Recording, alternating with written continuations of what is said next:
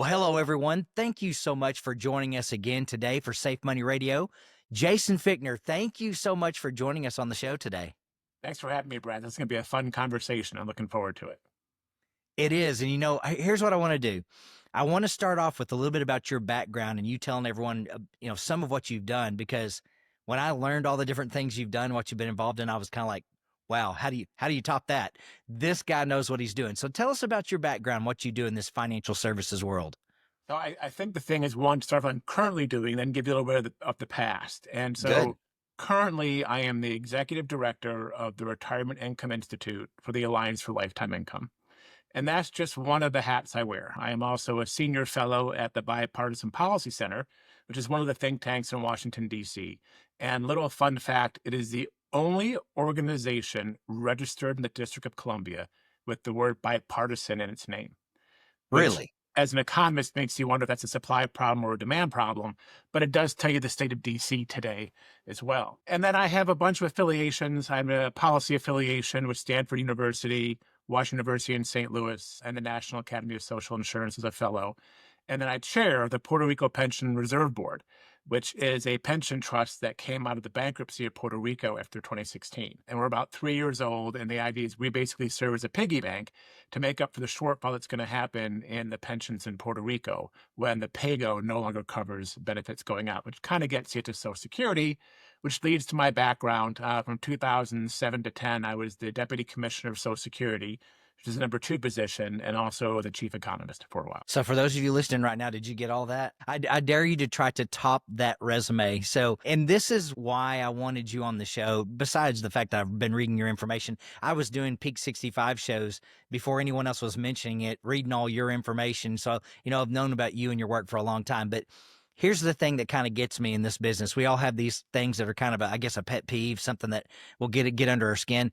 It's coffee shop talk about Social Security. It's the boys at the golf course after the 18th hole at the 19th hole where they're like, oh, you need to trigger your Social Security at 62. I know all about it. You need to stick it to the government. All these different topics and people sharing their opinions. And sometimes it's very uneducated opinions about what's going on.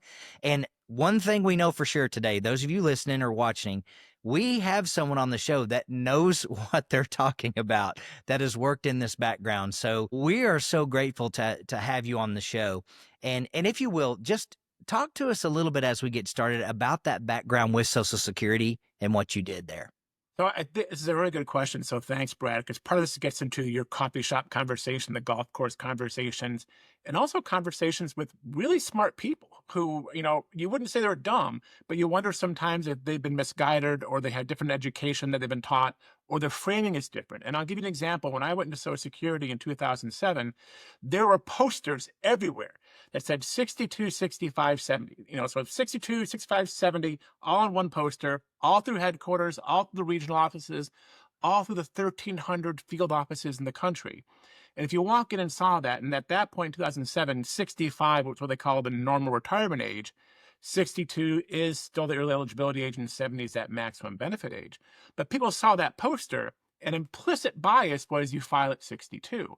And to make matters worse, the agency, the #1 transaction they did in the field office was replacement Social Security cards. You lost it, you got married, a name change.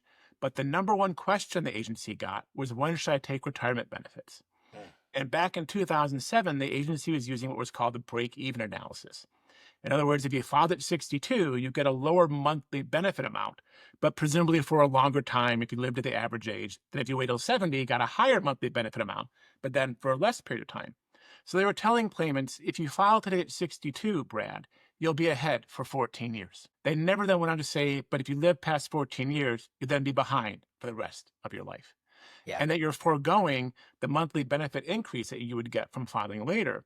So people heard early eligibility age and thought, early eligibility, that's like getting in line early for dinner, for a movie, the buffet. Who wants to live for their government benefits? It was never framed as this is the minimum monthly benefit versus the maximum monthly benefit. And so even today, even though the claiming age is increasing for filing, the modal age is still 62. And when I got to Social Security, Commissioner Astry was my boss, and we sat down and said, we got to change this nomenclature. And so the agency pivoted, and it was a challenge at some point. We got all the stakeholders involved, but we got rid of the break even analysis and went to a personal view and said, hey, we got to talk about your personal decision. All right, how's your health? What's your income? Are you going to keep working? Do you have a 401k? Do you have a spouse? What's your health history? And made it a personal decision, and then changed the way we talked about benefits and the claiming strategies. And I think that has done wonders, helping millions of Americans have a more comfortable retirement that will last again the rest of their life. And so that was one of the goals I got into, and realizing the importance of protected income. And that's helped me pivot the last several years, moving into the Alliance for Lifetime Income. That is so good. And it's ironic, of all I have hundreds of videos online on YouTube. And one of the videos that's been watched more than anything else is, what is my break even point for claiming Social Security, filing for Social Security? And I had Heather Schreiber on that show, who's an expert in Social Security planning. And that's what everyone wants to know. It's what they're going to ask. Jason and I met back in March in California at the Horizons Conference put on by the American College of Financial Services, and I got to sit in on the most interesting panel discussion I've ever sat on. So I've got the notes here. You and Michael Finca and Andrew Biggs and Brandon Buckingham were all on a panel discussion about Social Security. Tell our listeners about that, how that went, and what you guys were talking about.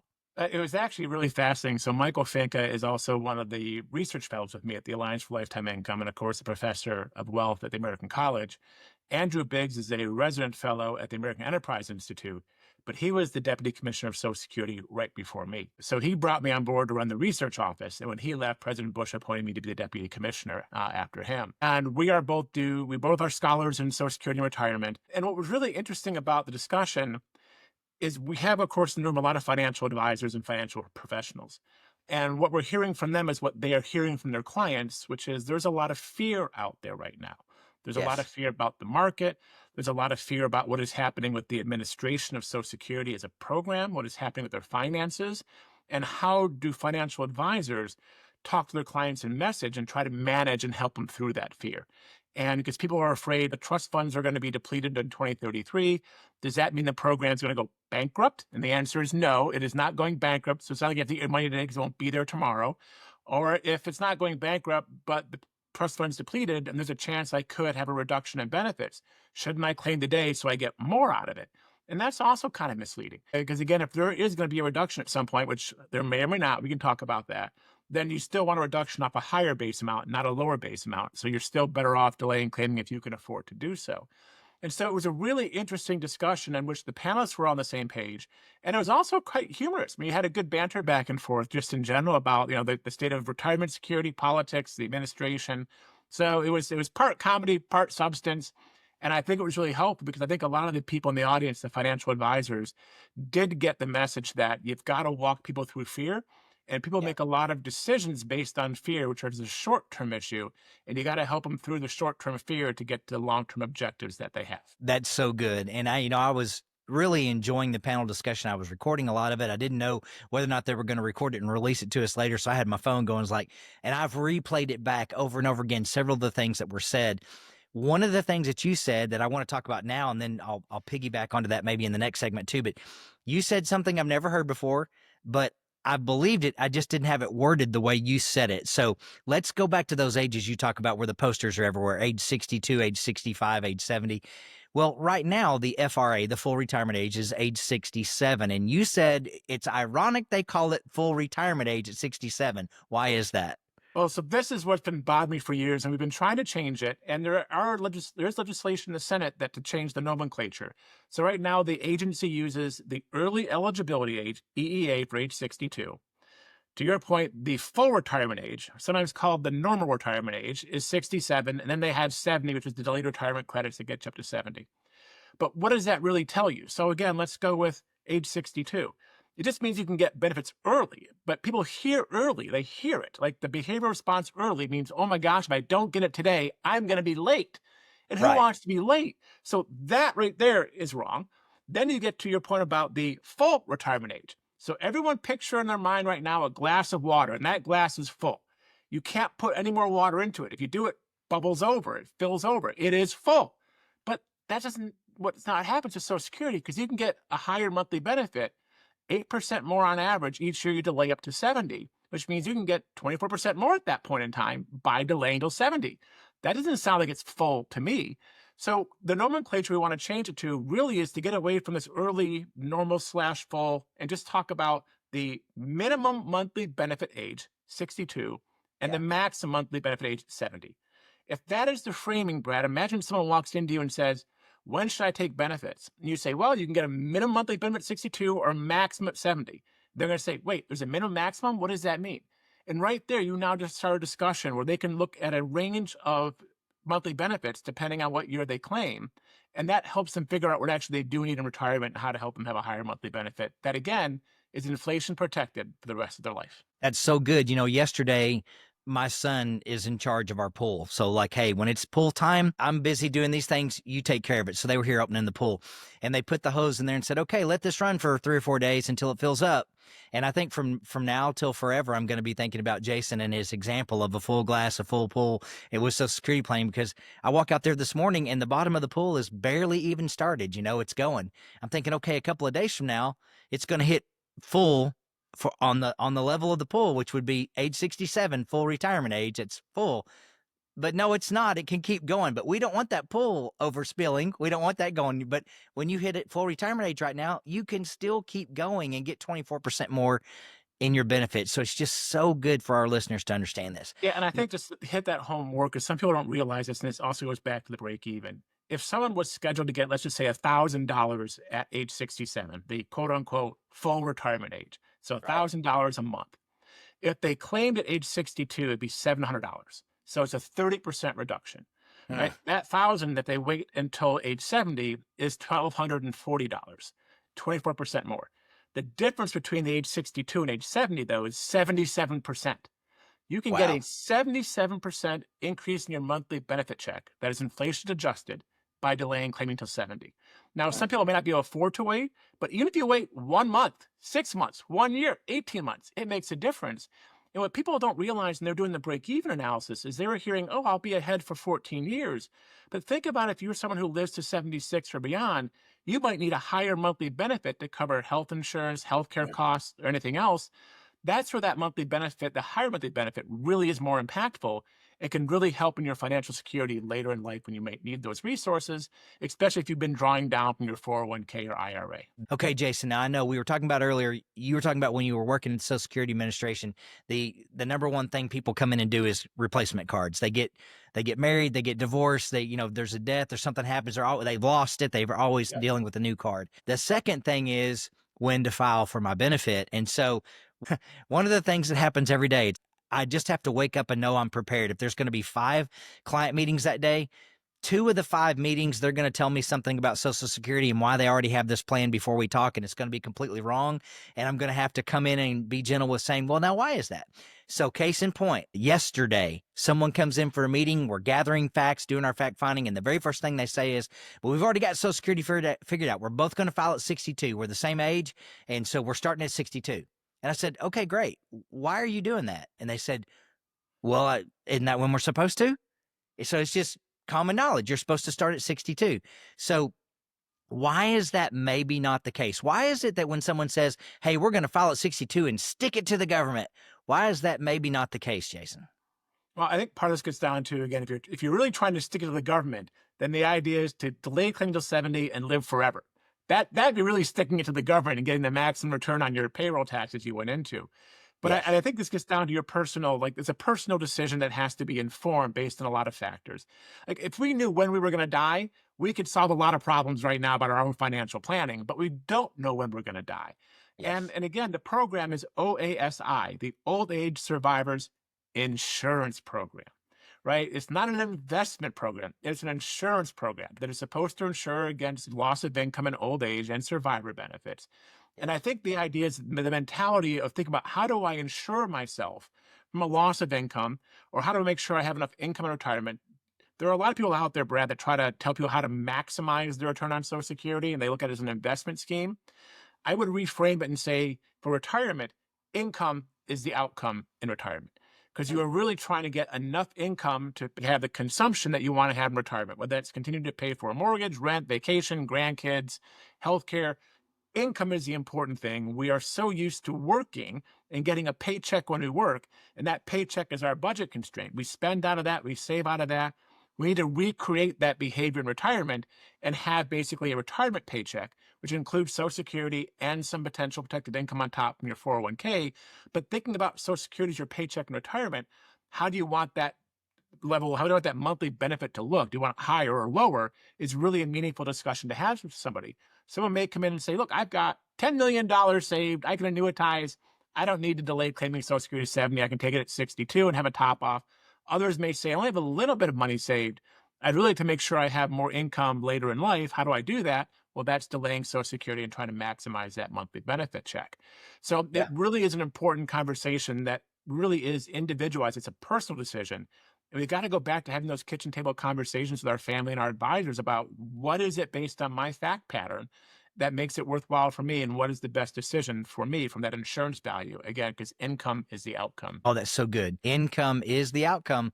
It's not about how big your buckets of money are. It's how much of a paycheck are you going to get for the rest of your life from the different sources that you've established for yourself. So you made me think of a question. I love it when you say, do you want to elect a permanently reduced benefit? I had not ever heard it framed that way before. I thought if you start at 62, you might need to, but you elected a permanently reduced benefit. So let's take a situation where someone is going to retire, let's say at age 64. Okay. They're going to retire at 64. They've got a 401k and they have Social Security, and that's all they've got. These are their two options. They can live off one without the other, but they're trying to ask, okay, which one should I draw from first, the 401k, or should I trigger my Social Security? What would be some comments you would have, some things they might want to consider when they're trying to decide between those two? So this goes into what are the tax advantages or disadvantages from drawing one or the other, because Social Security benefits up to 85% can be taxable depending on your income from other sources. But if you're thinking about this from the income as the outcome protection status, for someone who's 64 and literally is quote unquote retiring, they don't want to work anymore, they might consider looking at their 401k and doing a drawdown that simulates the age 64 Social Security benefit amount, but allows them to delay claiming till 70. They can get that maximum monthly benefit amount that again is protected, COLA adjusted for the rest of their life. And I think what some people miss out about this is they look at their 401k and again, they see that as a nest egg and they get afraid to spend it down. They're afraid, like, what if I run out of money before I die? Then I'm really screwed. But if you think about how do you like simulate some of that and turn it into protected income, you could buy a 6-year fixed term annuity that's low priced, gives you that 6 years of income from your 401k, and then allows you to defer and claim Social Security at 70, which again is protected by inflation for the rest of your life. So now you're actually having a better nuance about how to make sure you have that income guaranteed in your retirement so that you actually can keep your consumption at the levels you want them to be. That's so good. And let's talk about one more thing. Let's say that 64-year-old is married and maybe their spouse is 60. And so they're trying to decide 401k or when to trigger Social Security, but they have a spouse to keep in mind. So now how does that affect them when it comes to Social Security planning? Because let's talk about the benefit of the higher income earner and how it affects passing on guaranteed income. Yeah, just because one spouse claims does not mean the other spouse has to claim at the same time. One can delay, one can claim early, they both can delay, they both can claim early. But keep in mind, there is a spousal benefit, which allows a surviving spouse or a spouse to get one half of their spouse's benefit. But there's now something called deemed filing. So when I got to Social Security, we kind of played around with some of these gimmicks that are allowing folks to maximize sort of the trust fund benefits they were getting. And one was basically allowing someone who is basically age 62 to file. The spouse wouldn't file but get a spousal benefit, and that spouse would delay claiming until 70 to get a higher monthly return. There is now something called deemed filing. So if your spouse files and then you go to file, the agency will basically say you're going to get spousal or whatever on your own record, whichever is higher. You can no longer game the system. So you really got to think about what makes the most sense for spousal benefit, the survivor benefit. And again, if you delay claiming, it's a higher survivor benefit and spousal benefit if you go that route. So again, these are complicated programs and it's worth sitting down talking to somebody. But the idea is there are a variety of options, run the numbers and see what fits in with your budget constraint and figure out what then is the most optimal age for someone to claim, whether it's individually or with a spouse. Such good information from our good friend Jason Fichtner. Friends, if you're listening right now, know that when it comes to retirement income planning, it is not just a let's take an arrow out of the quiver and just throw it and hope that it lands on the target somewhere. There is a lot of detailed decisions that have to be made regarding 401ks, IRAs, Roths, Roth conversions, triggering your Social Security for you, for your spouse, whether or not to purchase an annuity. So many different decisions. Okay, now Jason, let's shift gears. We've been talking about Social Security planning and all the things that go into that, and we could do 10 shows and not touch the hem of the garment on that. But now let's talk to about another favorite topic of mine, Peak 65. What is Peak 65? Share some of this with our listeners. So, peak 65 is the term we have been using to describe the current demographic, where right now 4.1 million Americans are turning 65 every year. That's about 11,200 per day who are turning Wow. 65. And the Wow. peak started in 2024 and goes through 2027. And actually, this year, 2025, is the peak of the peak 65 zone. And so think about what that means when you're thinking about like finances. We now have more Americans turning 65 than ever before, and they're having to grasp and grapple with the challenges of having a financially secure retirement. They've been saving all their lives. They now have this 401k nest egg. Some may or may not have a pension, but a lot of them have a 401k. And we've been telling them all their lives, save, save, save. They hit retirement and we say, have a nice day. And they're like, wait, what do I do? How do I recreate that paycheck I had when I was working and make that in retirement so I don't outlive my savings? How do I do this? And they're very nervous and concerned, and they see the market fluctuating.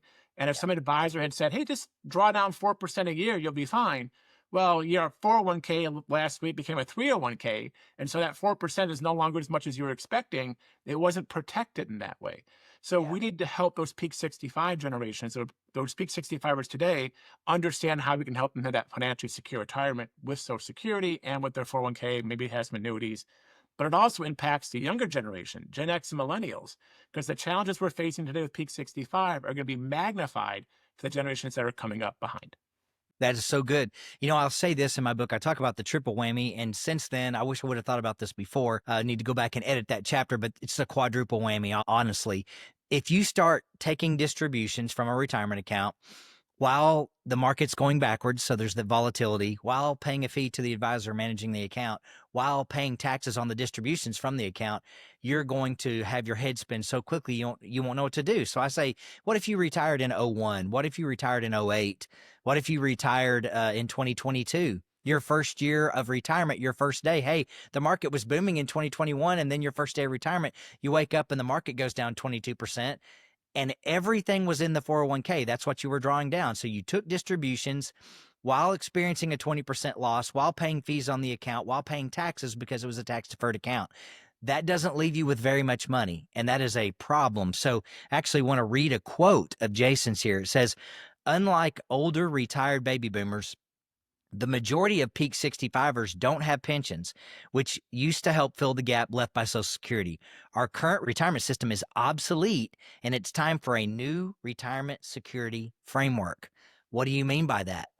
So when I was growing up, and Brad, I'm guessing you too, started out in this business, we were always talking about the three-legged stool of retirement. And again, you can Yes. picture in your mind a stool with three legs is supposed to be very stable. So thinking about retirement income, the three-legged stool used to be Social Security, a pension from your employer, and basically individual savings. And a lot of financial planners tell people, hey, when you retire, you want to basically be able to have about 70 to 80% of your pre-retirement income coming from these sources. So Social Security, on average, is designed to replace about 40% of your pre-retirement income. If you had a pension, you were getting 30 or 40% from your pension. There's your 70 to 80%, and you had some personal savings. Well, now Social Security has some financial challenges, and we'll see where that goes in the next 10 years or so. Yeah. But that leg for DB is now basically gone. We now have the 401k generation. So that leg is not just an asset leg. It now has to be a leg that produces protected income, similar to what a DB plan did for people before. And so now we've got to rethink the retirement security framework to now talk about how one of those legs has to be protected income coming from your DC plan. However that's structured, whether we do something in target date funds, so there's automatic default annuities, whether someone works with an advisor to purchase an annuity, whether it's a short term to facilitate Social Security, delayed claiming, whether it's a lifetime annuity option. There are so many options out there to talk to a financial advisor about. We won't get into them all. There are a lot of things you can personalize for people, which is great, a lot of products. And then we have to Yes. talk about the responsibility for individuals, employers, and the government to help create the environment that reduces barriers to allow people, one, to save, have access, and then two, to annuitize more of their income. You just reminded me of what our good friend Ed Slott says. He says you live in a yo-yo economy, and that means you're on your own. So without the defined benefit plan, there is no pension. There's no gold watch anymore at the end of your 50 years. They're just like, hey, we don't have this defined benefit anymore. We have a defined contribution plan. If you contribute, you'll have retirement. But if you don't, sorry, you're on your own. And so that means that we not only have to contribute to the 401k, and it's great to get a match, but there needs to be other dollars, other things that we are looking toward to say, okay, what happens if we do go through a volatile market and the market crashes while I'm taking withdrawals? There needs to be another leg to that stool that's guaranteed, that won't go backwards no matter what. And so that's where all these choices come in. Just Monday of this week, I had someone come in for the first time. They've listened to me a lot. They've watched a lot of my shows, and they came in and said, hey, we want to talk to you. We know you're the expert in this area. You're the go-to person, but we just want to say this before we get started. We don't want an annuity. Don't talk to us about an annuity. And I said, let me ask you, I've learned over my 17 years of structuring annuities for people, more than 2,000 annuities, there's always a reason why they say we don't like them, we hate them, we don't want one. I said, why is it that you don't want one? Well, we've just heard a lot of bad things about them, and we're just not comfortable with it, so we just don't want to do it. Now that turned into, after 2 more meetings, they actually purchased 3 annuities and put a significant amount in. Step 2 was they said, well, we might put 10,000 in there, and then we'll watch it for a couple of years and see how it does, and then we'll let you know if we want to do more. But the whole thing was, it was education. It was getting them beyond some things they've heard. Talk to us about your work with the Alliance for Lifetime Income, some of the hurdles we face when it comes to education and teaching people the truth about annuities and other types of products that can guarantee them another leg in the 3-legged stool. Let's talk about it. So I appreciate this opportunity, Brad, a lot, because you're right. Education's the key here. And to your point, when talking to people, like real people, if you go on the street and say, hey, I want to ask you a question. Would you like to get a paycheck in retirement? They say yes. Say, would you like to make sure that your savings last as long as you do? They say yes. You ask them, would you like a personal pension in retirement? They say yes. You say, do you want an annuity? They say no. But they just said the 3 things that annuities provide. And I think Yes. this is, to your point, is the framing has been that there are some financial advisors or financial professionals who are so anti-annuity that they've talked about some of the bad apples, some of the anecdotes. People have been hearing annuities are a bad word for a long time. They don't know exactly what they are. They also don't realize that the largest, most secure annuity in the country is Social Security. It is an annuity. It pays you a payment that lasts for the rest of your life. Yes. And so when you start talking about what Social Security is as an annuity, and you start talking about what an annuity actually is, it changes the framing. And we've used different words and said, well, we don't want to call it an annuity. We'll call it protected income. Oh, I love protected income. Give me more of that. Yeah. Like guaranteed income. Of course I want guaranteed income. That's much better than non-guaranteed income. Yes. And that framing changes the whole debate about annuities. So I think for financial advisors, if you think people are hesitant to talk about annuities off the bat, talk about how you can help them have more protected or guaranteed income in retirement on top of Social Security, which, by the way, is their main annuity. And then how do you get more? And then that kind of changes the debate. And we've been doing this at the Alliance for Lifetime Income. We're in our 8th year now, changing the messaging. And I will say, just to go back to like Social Security, when I came into the agency in 2007, we were talking about the break-even analysis. Our goal was to change it. And if you go back and just start Google searching the main financial press at the time, right? Market Watch, Yahoo Finance, all the ones that are out there, Kiplinger's, about 95% of the articles written on Social Security used a break-even analysis. Now it's the exact opposite, right? Yeah. Now you only get a few that are willing to say break-even. The rest, like, it's a personal decision. If you can delay claiming, you're better off doing so. There are certain circumstances that might be better at 62, but it was a 180-degree switch. We've now seen that with annuities. When I got to the Alliance for Lifetime Income 8 years ago, basically you had most of these articles saying annuities are bad. There's only one type of annuity anyway, so why would you buy the one type of annuity you don't want? And Yeah. now we've been doing education, research, discussions like this with you, Brad, that goes out to many people to start educating them. And now the news articles have switched. Now we've done a 180 as well. And people are like saying, hey, annuities could have a good role in your retirement security. Talk to a financial professional. And oh, by the way, there's not just one type of annuity. There are several. 10, Yes. 20, hundreds. It's very Yes. important to talk to a financial advisor and a professional so they can tailor something that fits your needs so you can have that more protected income in retirement. It's such good information. And for those of you listening right now, because we've been talking about the annuity word a lot, and that used to be a 4-letter word. It's not anymore. I say this, people with PhDs in front of behind their names are all in agreement in this regard. Annuities are great. Should you own one? Absolutely. It's just a question of how many and how to fit them into your portfolio. It's no longer a question of should I. For most people, because pensions are so obsolete, they're just so rare, an annuity is a very, very vital part of a retirement income plan. And you may need one, you may need three. It depends on your specific situation. You may not need any. I do come across people that don't need one because of pensions and Social Security and other assets. But boy, they can solve so many problems. Jason, can you share with us maybe something people don't think of, something an annuity is good for when someone didn't think that's what an annuity did? What do they do and how do they service in retirement? So I'll give you an example, and I'll also add something to help financial advisors frame this to clients and for clients to think about this. So Yes. people are used to talking about their portfolio. What's my equity? What's my bond, right? So you have that 60-40 split or 70-30. Start thinking about protection as an asset class.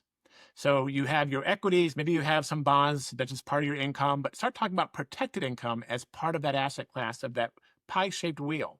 And then people can Yes. start looking at the allocation of equity bonds and protected income and include Social Security.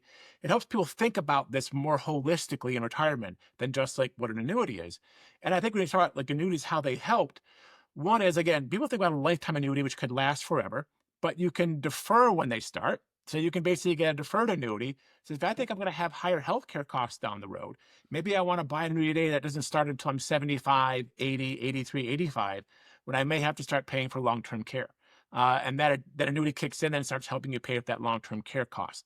There are a variety of ways to start thinking about how annuities can be helpful. And the one I'm sort of pushing today and talking about more is what I'm calling a bridge annuity.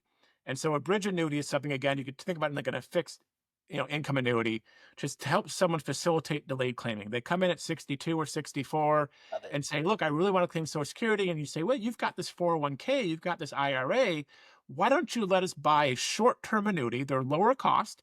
We will Yes. facilitate your age 62 or 64 Social Security benefit. So you get that income today. You let your rest of your assets sit and grow in the market. And when you hit 70, that asset base has grown. And now you claim Social Security. So you get a higher monthly benefit that's inflation protected for the rest of your life. So again, this is how I think people start thinking about protected income. Again, how do you think about income as the outcome in retirement? And how do you maximize that income you want to have for your consumption? Oh, that's so good. I love it. You're getting me fired up. We've learned all about bucket strategies, having different buckets of money. And I love taking a pot of money that was sitting there. Maybe it was just sitting in the bank making 2% or less.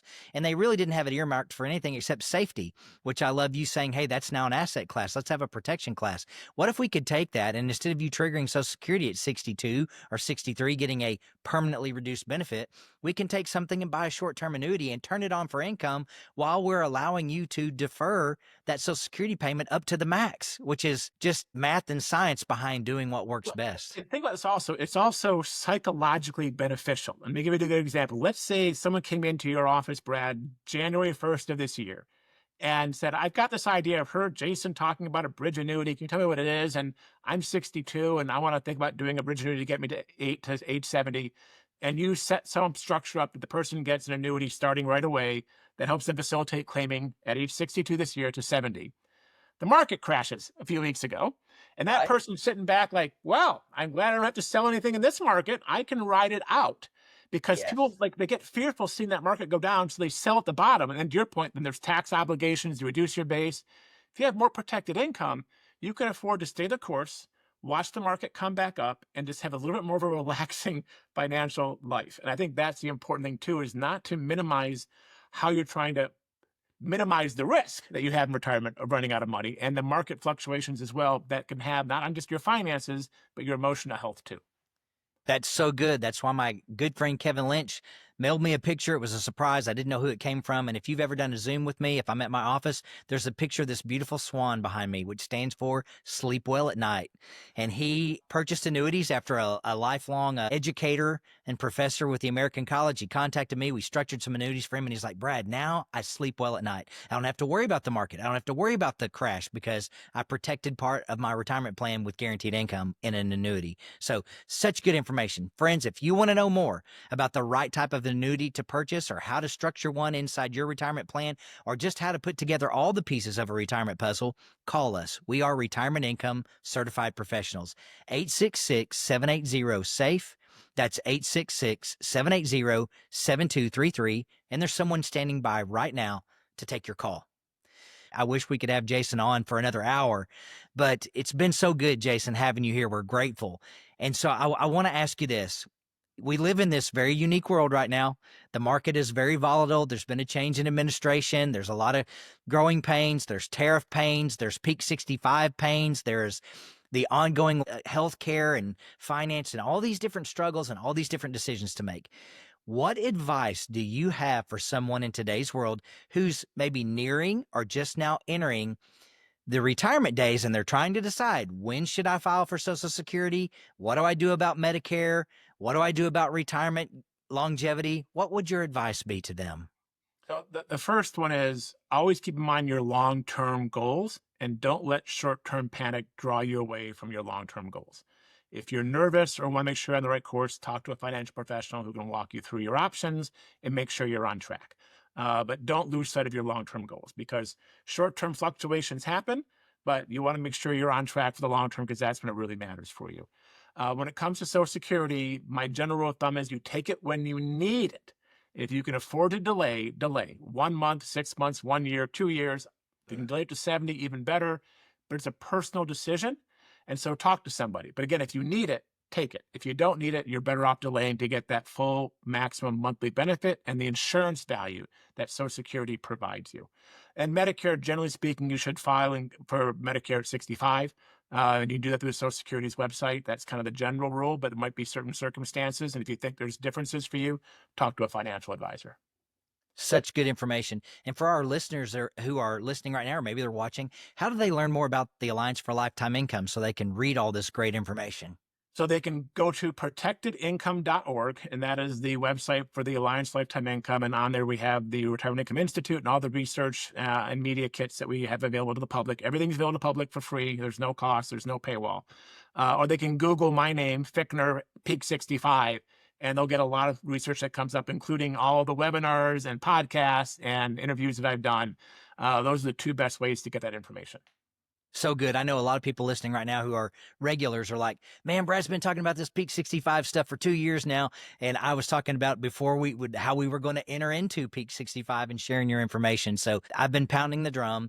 And friends, if you're listening right now, remember, Jason just said it best. This is a long game. Don't make emotional decisions. We learn all the time in this industry. We don't make good money decisions when we make them emotionally. We've got to let the storm calm a little bit and make decisions after that. Talk with someone that you're accountable to who can help you. When you feel the urge to sell something or to make a decision, call that person who is a professional and say, hey, this is what I'm thinking. Can you give me some good advice? Calm me down, maybe. Listen to hear me out, because this is a long game. There are, what did you say, 11,200 people a day turning 65 in this year? So, and probably going to live 25, 30, 35 years into retirement. It is a long game. Make sure you have all three legs of the stool there: Social Security, pensions if you're blessed to have one, and annuities or other forms of guaranteed lifetime income. This is what's going to help you make the right play in the long run. Jason, thank you so much for joining us today. My pleasure, Brett. Thanks for having me and for the discussion and for all you're doing as well to help people have a financially secure retirement. I appreciate it. Absolutely. Friends, you know I'm passionate about education. If you're listening right now, call us anytime, 866-780-7233. There's always someone standing by to take your call. Have a fantastic week, and God bless.